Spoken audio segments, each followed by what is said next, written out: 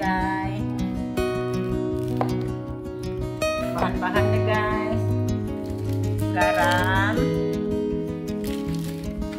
daun bambu,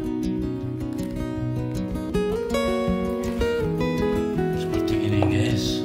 Bahan-bahannya ada minyaknya, ada telur.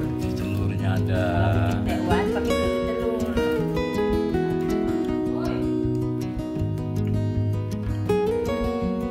Oke sahabat, kita lanjutkan lagi sahabat.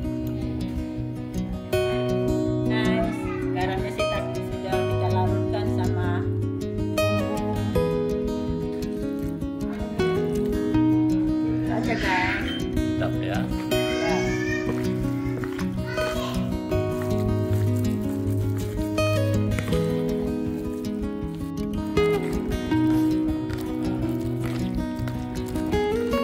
Aduk merata dagingnya sama. Tangannya sudah bersih guys.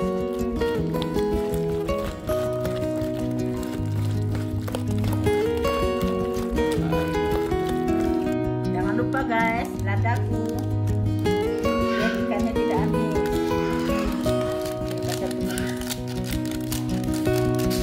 Nah, menghilangkan bau amis.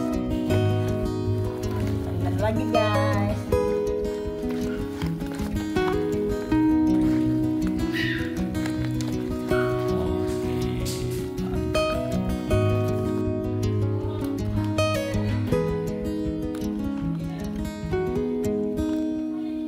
Kita kasih 8 mata aja guys apinya.